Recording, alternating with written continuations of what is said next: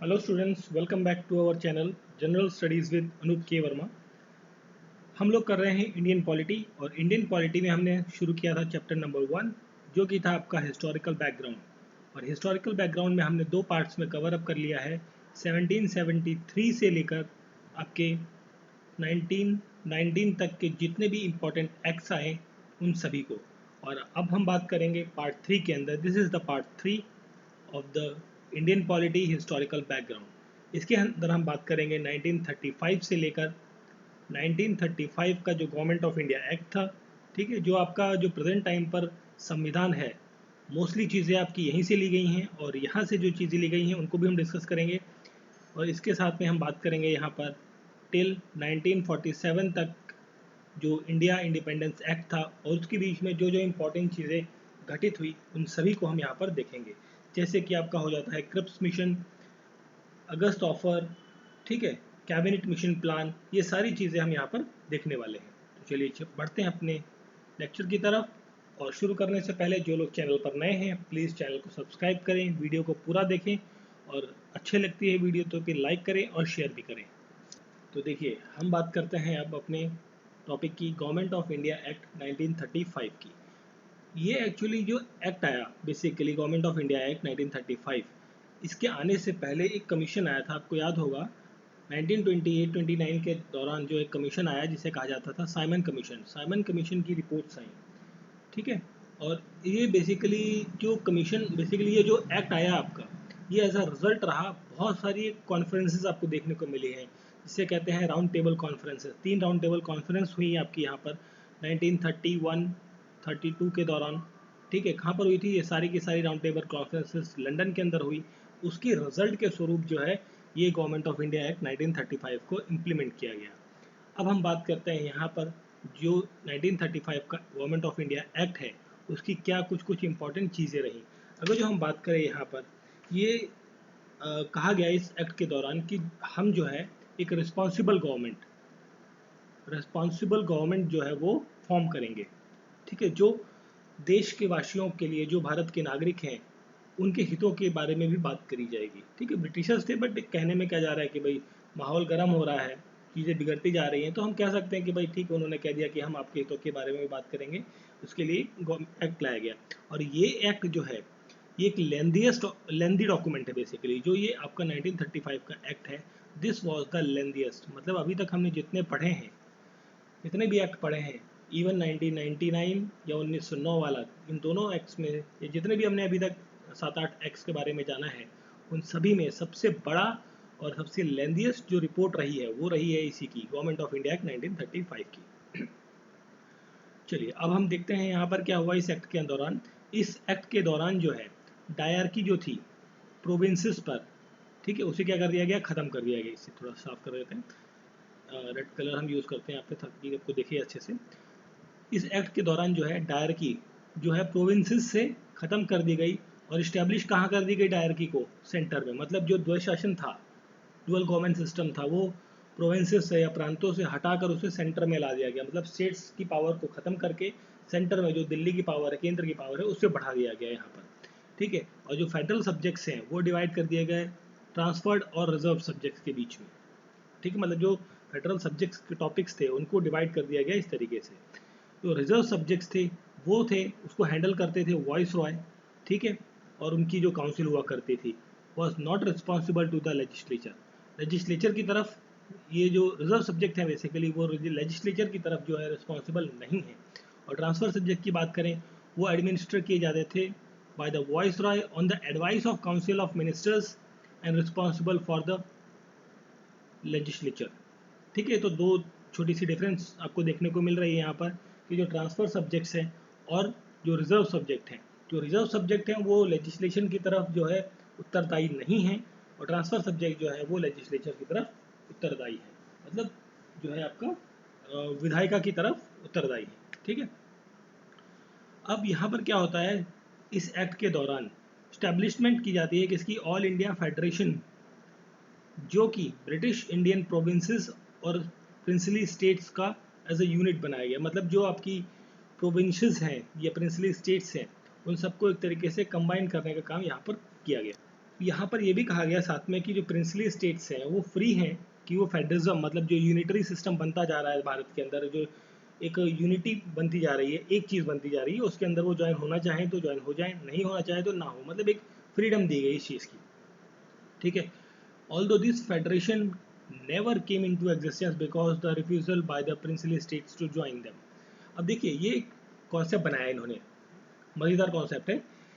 Britishers ने कहा कि भाई हम एक फेडरल सिस्टम बना रहे हैं, मतलब जितने भी प्रिंसली स्टेट्स हैं या प्रांत हैं, जितने भी प्रोविंसेस हैं, उन सबको यूनाइट करके एक बनाया जाए, जैसे आज की डेट में हमारा भारत है ना, बहुत सारे स्टेट्स को मिलकर बनाया गया है, बना है, ठीक। तो उस तरीके से बनाने की कोशिश की थी, बट ये जो कॉन्सेप्ट था फेडरलिज्म वाला, संघ बनाने का, इसको एक्चुअली अमल में आ ही नहीं पाया। अमल में इसलिए नहीं आ पाया क्योंकि जो प्रिंसली स्टेट्स थे उन्होंने इस कॉन्सेप्ट को रिफ्यूज़ कर दिया। भाई उन्होंने कहा कि हम नहीं ज्वाइन होते आपके इस कॉन्सेप्ट के साथ में, हम इस तरीके का कोई भी एग्रीमेंट नहीं करना चाहते। इसके साथ में इस एक्ट में एक और इम्पॉर्टेंट चीज़ होती है, वो ये है, इंपॉर्टेंट लिख दिया है मैंने, देखिए जिन जिन स्लाइड्स में मैंने आपको इंपॉर्टेंट पॉइंट लिखा है, दैट मीन्स वो पॉइंट आपके लिए बहुत ज़्यादा इंपॉर्टेंट है। तो इस एक्ट के दौरान पावर्स का डिवीज़न किया गया 3 तरीके से। मतलब जब हम बात कर रहे हैं ना, ये चीज़ें जो हम आज की डेट में बात करते हैं कि centre list, state list, concurrent list, उसी तरीके से federal list for the central, जिसमें 59 सब्जेक्ट्स रखे गए। प्रोविंशियल सब्जेक्ट जो अब हम आज की डेट में हम स्टेट लिस्ट कहते हैं, 54 सब्जेक्ट्स थे for the provincial and state, और कंकरेंट लिस्ट रखी गई जिसमें 36 सब्जेक्ट्स थे। मतलब बेसिकली लॉज बनाने के लिए डिफरेंट डिफरेंट टॉपिक्स को अलग अलग कैटेगराइज में बांट दिया गया। ये पहली बार कब किया गया? 1935 के एक्ट के दौरान। और रेसिडुअरी पावर जो है वो किसके हाथ में है? वॉइस रॉय। जाहिर सी बात है ना, आज की डेट में भी हम बात करें तो रेसिडुअरी पावर है, जो पावर्स किसी के पास नहीं है, prime minister, parliament, high court, supreme court, कहीं भी मतलब कोई चीज़ ऐसी रह जाती है जो किसी के हाथ में नहीं है, मतलब उसका अधिकार नहीं है उसके पास, तो वो चीज़ डायरेक्टली चली जाती है किसके पास? आपके जो फर्स्ट सिटीजन ऑफ इंडिया है, कंट्री है, प्रेसिडेंट के पास, ठीक है। अब यहाँ पर और साथ में क्या होता है कि जो बाई कैमरल लेजिस्लेचर है वो इंट्रोड्यूस किया जाता है, जिसमें 6 मतलब 11 मेंबर्स हैं। उन 11 में से 6 मेंबर्स जो है वो बंगाल, मद्रास, बॉम्बे, बिहार, असम और यूनाइटेड प्रोविंस जो आज का उत्तर प्रदेश है, वो उस टाइम पर कहा कहलाया जाता था यूनाइटेड प्रोविंस, वहाँ से लिए गए। और इसमें सेपरेट इलेक्टोरेट का जो सिस्टम था, जो हमने देखा पिछली स्लाइड्स के अंदर एक्ट्स के दौरान, कि सबसे पहले शुरू किया गया था मुस्लिम्स के लिए, जो 1909 के अंदर शुरू किया गया था, separate electorate system for the Muslim. उसके बाद नेक्स्ट वाले एक्ट में हमने देखा कि जो अदर क्लासेस हैं, जो क्रिश्चियंस हैं या एंग्लो इंडियंस हैं, यूरोपियंस हैं, सिख हैं, उन सब के लिए भी अलग अलग ये इलेक्टोरेट सिस्टम सेपरेट कर दिया गया, ठीक है। तो यहाँ पर जो है जो इलेक्टोरेट सिस्टम था ये सॉरी, ये एक्सटेंशन यहाँ पर देखने को मिलता है किसके लिए? For the depressed class, womens and labours, ठीक है। Addition in the Muslim, Christian, Anglo Indians and Europeans, मतलब जो पहले का तो चल ही रहा था आपका, साथ में इनमें एडिशन कर दिया गया जो डिप्रेस्ड क्लासेस हैं, जो दबा कुचला वर्ग है, जिसको लोग एज अ स्लेव यूज़ करते हैं, मतलब उसको अच्छी तरह से नहीं देखते, तो उनको भी यहाँ पर इलेक्टोरेट सिस्टम के अंदर डाला गया, ठीक है। अब देखिए इसी एक्ट के दौरान फिर क्या होता है, हमारी जो 10% पॉपुलेशन है भारत की, उसको जो आपका इलेक्टोरल सिस्टम है उसके अंदर ऐड ऑन किया गया, फ्रेंचाइजी एक तरीके से मिल गई उन्हें। बट यहाँ पर साथ में एक और चीज़ होती है, जो फेडरल कोर्ट है उसकी स्थापना होती है दिल्ली के अंदर। कब? वहाँ पर एक चीफ जस्टिस हैं और वहाँ पर जो मेंबर्स हैं वो 6 से ज़्यादा नहीं हैं यहाँ पर। मतलब अगर जो हम बात करें तो 6 मेंबर्स इन टोटल हैं, या 5+1 आप कह सकते हैं। ये चीज़ आपको यहाँ देखने को मिलती है 1935 के अंदर। फिर अगर जो हम बात करें, हमने अभी बात करी डिवीजन ऑफ पावर की, तो यहाँ पर जो 50 फेडरल सिस्टम था, फेडरल सिस्टम, इसके अंदर कौन कौन से टॉपिक थे? जैसे कि आज की डेट में भी है हमारे पास एक्सटर्नल अफेयर्स, जो विदेश मंत्रालय है, और साथ में हम बात करें करेंसी वाला जो टॉपिक है, ठीक है, करेंसी या कॉइनेज, कॉइन बनाने हैं आपको, प्रिंट करने हैं, नेवी, मिलिट्री, ठीक है, या एयरफोर्स, ये जैसे इन जैसे टॉपिक्स जो है वो फेडरल सिस्टम मतलब सेंट्रल के सिस्टम के अंदर डाला गया, सेंट्रल लिस्ट के अंदर। और फिर आता है आपका provincial list, provincial list list ठीक है। प्रोविंशियल लिस्ट में कौन कौन सी चीज़ें आई? जैसे कि पुलिस, स्टेट की पुलिस, भाई आज की डेट में भी है हमारे पास है, स्टेट में अलग अलग पुलिस है। और स्टेट का जो पब्लिक सर्विस कमीशन है, स्टेट पब्लिक सर्विस कमीशन के बारे में देखा गया। एजुकेशन को डाला गया आपका स्टेट लिस्ट में, बट हालांकि at the present time education जो है आपका सेंटर और state, that means concurrent list में आता है। इसके बाद आपकी आती है कंकरेंट लिस्ट, और कंकरेंट लिस्ट में कौन कौन सी चीज़ें आती हैं, जैसे कि आपका क्रिमिनल लॉ है, क्रिमिनल लॉ, ये इसकी बात करी गई कंकरेंट लिस्ट के अंदर। क्रिमिनल प्रोसीजर्स, जो प्रोसीजर्स हैं क्रिमिनल प्रोसीजर्स, उनको ऐड किया गया। Marriage and diverse, marriage and divorce, इस तरीके के जो टॉपिक्स थे ये आपके डाले गए कंकरेंट लिस्ट के अंदर। ठीक है, तो ये कुछ इंपॉर्टेंट फैक्ट्स थे जो हमने बात करी किससे रिलेटेड, ये थी आपकी that is related with the government of India act 1935। अब हम बात करते हैं यहाँ पर आगे अगस्त ऑफर की। ठीक है, 1935 के बाद इंपॉर्टेंट चीज़ होती है अगस्त ऑफर, 1940 के अंदर ये चीज़ होती है। यहाँ पर जो गवर्नर जनरल थे बेसिकली, या फिर आप कह लीजिए वॉइस रॉय, वो थे, ये नाम ही इंपॉर्टेंट है। ये कई बार पूछा जाता है कि अगस्त ऑफर के दौरान जो है वो वॉइस रॉय कौन थे, वो थे लॉर्ड लिलिंथ गो, लॉर्ड लिलिंथ गो। ठीक है, इन्होंने एक स्टेटमेंट जारी करी थी on the behalf of the British government 8 अगस्त 1940 को, जिसे अगस्त ऑफर के नाम से जाना जाता है। अब इस अगस्त ऑफर में था क्या, अब यहाँ पर हुआ कि भाई देखिए, जब ये 1940 का टाइम है तो आपको जैसे पता है कि 1939 से लगभग, ठीक है, 1939 से 1945 के आसपास लगभग ये 6 साल वर्ल्ड वॉर 2 चल रही थी। क्या चल रही थी? World war 2। ठीक है, वर्ल्ड वॉर 2 का टाइम था। तो इस अगस्त ऑफर के दौरान मतलब जो ये लॉर्ड थे, वॉइस रॉय बेसिकली लिलिंथ गो, इन्होंने ये कहा कि जैसे ही आपकी वर्ल्ड वॉर 2 ख़त्म हो जाएगी तो हम प्रॉमिस करते हैं कि आपको हम एक रिस्पॉन्सिबल गवर्नमेंट बना कर देंगे ऑन द डोमिनियन मॉडल पर। डोमिनियन मॉडल एक कॉन्सेप्ट है, उस कॉन्सेप्ट पर बेस्ड हम आपको एक रिस्पॉन्सिबल गवर्नमेंट बनाने में आपकी हम मदद करेंगे। तो वही चीज़ यहाँ लिखी गई है कि इन्होंने प्रॉमिस किया कि at the end of second world war complete responsible government on dominion model would be establish in India, Bharat में स्टैब्लिश करी जाएगी। ठीक है, it recognizes the right of Indians to make their constitution for the first time. It stated that constitution making body would be created, मतलब एक संविधान बनाने की जो बात है ये इन्होंने यहाँ पर कही थी। ठीक है, जिसे देखिए एक तरीके से ब्रिटिश गवर्नमेंट ने कहा कि भाई देखिए एक्चुअली क्या ना, ब्रिटिश गवर्नमेंट वर्ल्ड वॉर लड़ रही थी, मतलब कह लीजिए आपकी ब्रिटेन जो है वर्ल्ड वॉर में इंक्लूडेड था। तो वर्ल्ड वॉर में जब ये इंक्लूडेड था तो भाई जाहिर सी बात है ना, इसको सेना को फूड प्रोवाइड करने के लिए या से आर्मी सपोर्ट के लिए इसको भारतीय की ज़रूरत थी। तो जो भारत का जो अनाज था बेसिकली वो वर्ल्ड वॉर में लड़ाई के दौरान जा रहा था, तो इन सब चीज़ों के लिए मतलब भारत का इसको कुल मिला के चाहिए था सपोर्ट। तो सपोर्ट भाई चाहिए, ऐसे तो मिलेगा नहीं ना, कुछ तो देना पड़ेगा आपको। तो वो बस एक तरीके से यहाँ पर एक पपलू फेंका गया कि भैया ठीक है आपको हम गवर्नमेंट बना के देंगे, क्योंकि उस टाइम पर देखिए कई सारे आंदोलन आपके चल रहे थे और बहुत सारे हो चुके थे।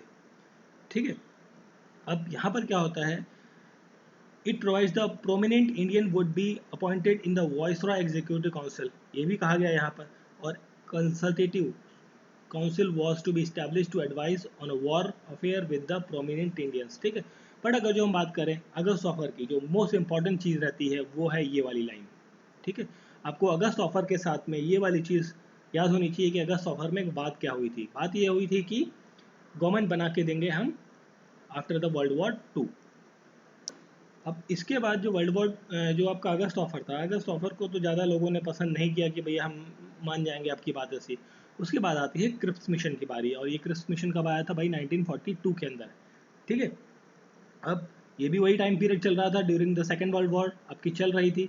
एक कोalition गवर्नमेंट जो है इंग्लैंड के अंदर, जिसके अंदर एक कोalition जो गवर्नमेंट थी इंग्लैंड के अंदर, उसने एक व्यक्ति को भेजा, उसका नाम था सर स्टेफर्ड क्रिप्स। ठीक है, ये पर्सन है, नाम ध्यान रखिएगा। ये कैबिनेट मिनिस्टर था, कैबिनेट मेंबर था बेसिकली, जो ब्रिटिश गवर्नमेंट थी वहाँ पर जो कोalition गवर्नमेंट है। कोalition गवर्नमेंट क्या होती है भाई?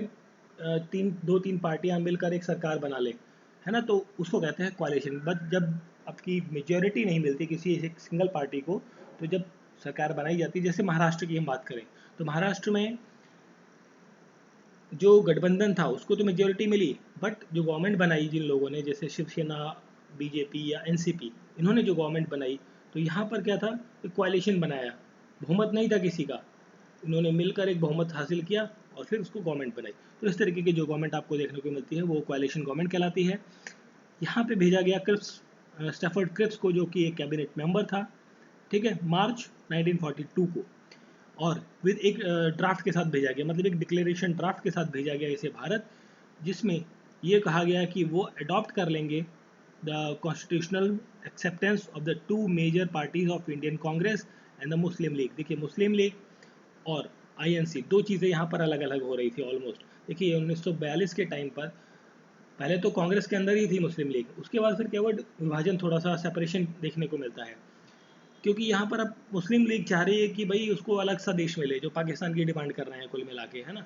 तो यहाँ पर अ, इस जो क्रिप्स मिशन था, बेसिकली क्रिप्स को जो ड्राफ्ट के साथ भेजा गया, उसमें ये कहा गया कि भाई हम जो है कॉन्स्टिट्यूशन बनाने में आपकी मदद करेंगे, फ्रेम करने में एक्सेप्टेंस लेंगे, मतलब जो आपको संविधान बनाना है उसमें हम आपकी पूरी सहायता करेंगे, और दो मेजर पार्टीज़ के लिए।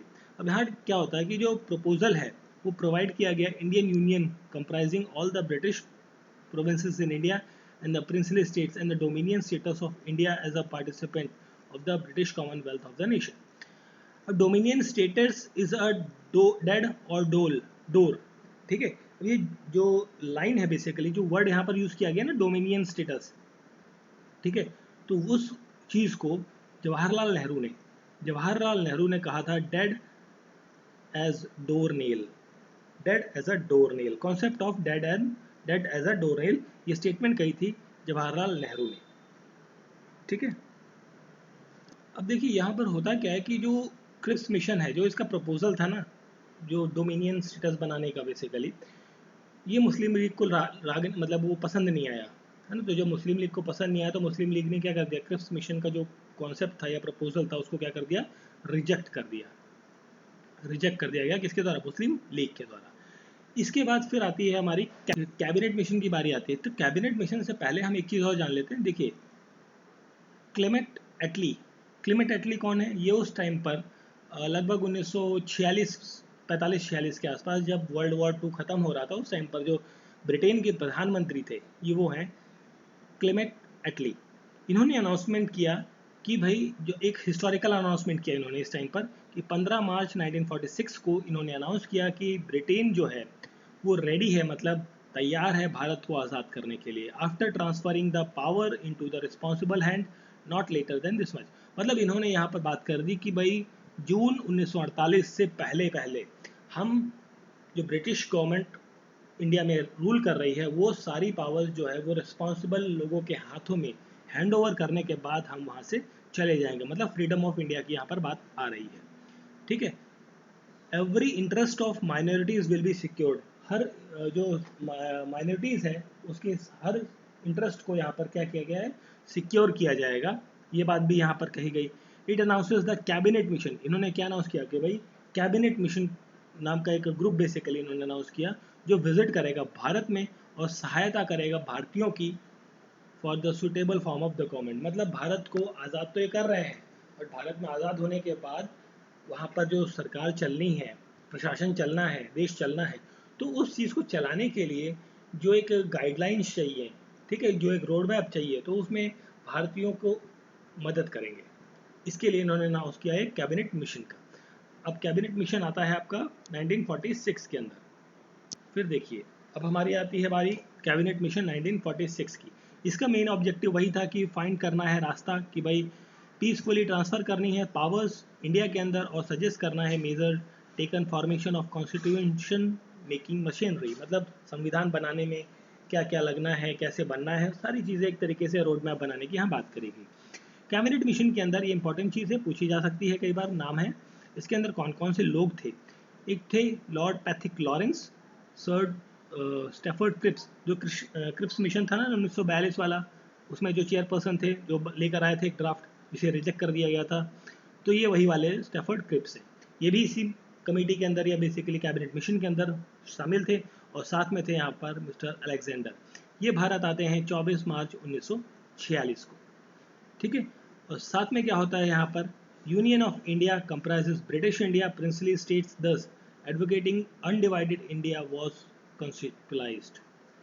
अब कॉन्स्टिट्यूशन असेंबली बनती है यहाँ पर, ठीक है।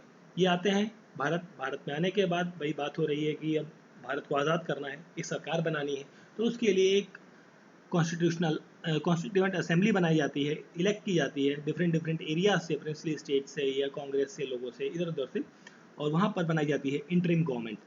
इंटरिम गवर्नमेंट जब बनती है with the support of majority party, बहुत सारी पार्टीज थी यहाँ पर, तब मेजोरिटी पार्टी के साथ में मिलकर क्या बनाई जाती है हमारी इंटरिम गवर्नमेंट। और इंटरिम गवर्नमेंट की जब हम बात कर रहे हैं तो यहाँ पर इंटरिम गवर्नमेंट बनती है, और उसके साथ में क्या होता है कि ये प्रोवाइड करती है सभी मेंबर्स को इंटरिम गवर्नमेंट के अंदर would be the Indians and there would be a minimum interference of the by the viceroy। मतलब देखिए जब इंटरिम गवर्नमेंट बनी ना तो उसमें ये कहा गया कि भाई देखिए बना लो सरकार बनाओ, हम देख रहे हैं, बट हम वाइसरॉय या ब्रिटिश गवर्नमेंट जो है आपकी बनाने में मतलब ज़्यादा इंटरफेयर नहीं करेंगे, दूर से देख रहे हैं, ठीक है बना रहे हो ओके डन डन डन कोई दिक्कत नहीं है, ऐसा ऐसा चलता रहा, हमारा इंटरफेयर्स नहीं रहेगा, और इसके अंदर जितने भी मेंबर्स होंगे सॉरी वो सारे के सारे क्या होंगे आपके भारतीय लोग होंगे, ठीक है। और इसके बाद क्या होता है कि ये प्रपोज किया जाता है कि कॉन्स्टिट्यूएंट असेंबली में 292 मेंबर्स होंगे, ठीक है, फ्रॉम द ब्रिटिश इंडिया भाई देखिए अभी आज़ाद नहीं हुआ है, आज़ादी की बात चल रही है, कुछ टाइम है भी आज़ाद होने में, है ना, क्योंकि हम 46 की बात कर रहे हैं, और 93 थे फ्रॉम द इंडियन स्टेट मतलब हम प्रिंसली स्टेट्स जो स्वायत्त थे आज़ाद थे उनकी बात कर रहे हैं। तो ये टोटल नंबर ऑफ स्ट्रेंथ थी मेंबर्स की। समटाइम्स ये आपके वन डे एग्जाम में पूछा जा सकता है कभी कभार। All the subjects along with the residuary power is vested in the provinces. Proposal of cabinet mission were accepted and constituent assembly elected took place in 1946 July. Finally cabinet proposal जो cabinet mission का जो proposal था वो मान लिया गया, और मानने के बाद जो है constituent assembly बनी आपकी जुलाई 1946 के अंदर। कैबिनेट मिशन की कहानी खत्म हो गई, 46 भी आ गया जुलाई का। अब बारी आती है हमारे भारत को आज़ाद होने की। अब आता है हमारा फाइनली इंडियन इंडिपेंडेंस एक्ट 1947। ये due to the Muslim League के एलिगेशन की वजह से बेसिकली वो मुस्लिम लीग क्या चाहती थी कि सेपरेशन चाहती थी पाकिस्तान का, मतलब एक सेपरेट कंट्री चाहती थी फॉर द रिलीजियस पर्सपेक्टिव, मतलब एक धार्मिक देश मांग रही थी अपनी।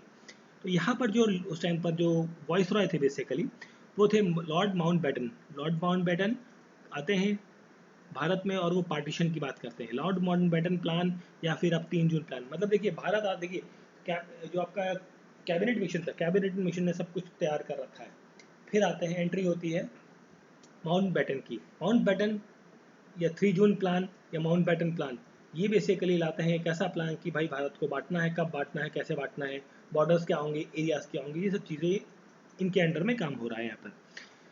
अब टाइम आता है 20 फरवरी 1947 का, जहाँ पर क्लेमेंट एटली ने डिक्लेयर किया British rule in India would be ended by 30 June 1948।